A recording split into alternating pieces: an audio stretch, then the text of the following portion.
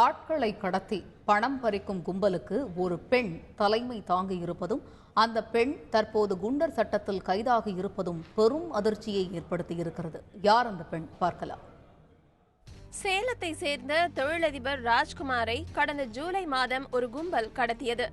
1 கோடி ரூபாய் பணம் கேட்டு அந்த கும்பல் ராஜ்குமார் குடும்பத்தினரை மிரட்டி பிறகு 20 லட்சம் ரூபாய் வாங்கிக் கொண்டு அவரை விடுவித்தது. இது தொடர்பாக ஆத்தூர் போலீஸ் 12 பேரை கைது செய்தது. கடத்தல் கும்பலுக்கு தலைமை தாங்கியது ஒரு பெண் என்ற விவரம் தெரியவர போலீசே அதிர்ந்தது. அந்த பெண்ணின் பெயர் காயத்ரி. தனிப்படை அமைத்து காயத்ரியை கைது செய்தது போலீஸ். காயத்ரி தான் சேலம் மாவட்டத்தில் குண்டர் சட்டத்தில் கைது செய்யப்படும் முதல் பெண் குற்றவாளியாகவும் மாறினார்.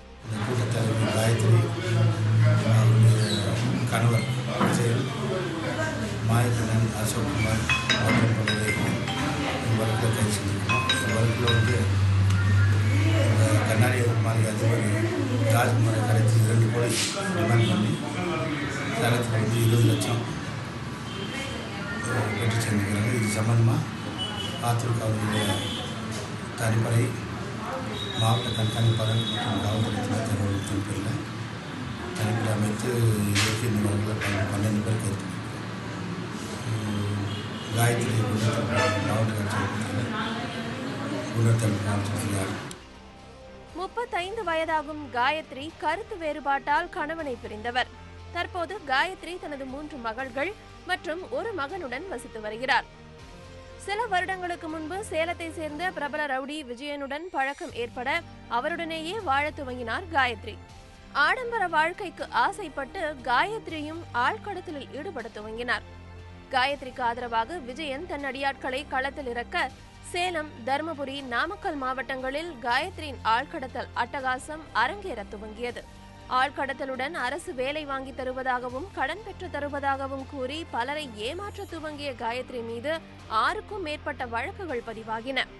ஆடம்பர கார்களில் வலம் வரும் காயத்ரி தொழிலதிபர்கள், வசதியானவர்களை கடத்தி வைத்து பணம் பறித்த விவரங்கள் தற்போது ஒவ்வொன்றாக வெளிவர துவங்கி இருக்கிறது. பயங்கர அடர்ந்த காடு மாதிரி இருந்தது.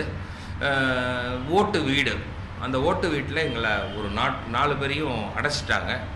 அடைச்சி இரும்பு கம்பியால் எல்லாத்தையும் அடிக்க ஆரம்பித்தாங்க. என்னைய 2 கோடி ரூபாய் முதல்ல கேட்டாங்க. நான் சொன்னேன், நான் அந்த அளவுக்கு ஆடல் கிடையாது, நீங்கள் யாரோ தவறாக கடத்திட்டு வந்துட்டீங்கன்னு நினைக்கிறேன், எனக்கு அந்த மாதிரி எந்த ஒரு சக்தி இல்லை, அந்த அளவுக்கு வசதிகளும் என்னிட இல்லை அப்படிங்கிற மாதிரி நான் அவங்கள்ட்ட தெரிவித்தேன். ஆனால் அவங்க ரொம்ப துன்புறுத்தினாங்க. சேலம் மாவட்ட எஸ்பி ராஜன் காயத்ரியை பற்றி விசாரிக்க தனிப்படை அமைத்து அதன் விசாரணையின் முடிவில் 1 ஆண்டு வெளியே வர முடியாதபடி குண்டர் சட்டத்தில் கைது செய்யப்பட்டிருக்கிறார் காயத்ரி.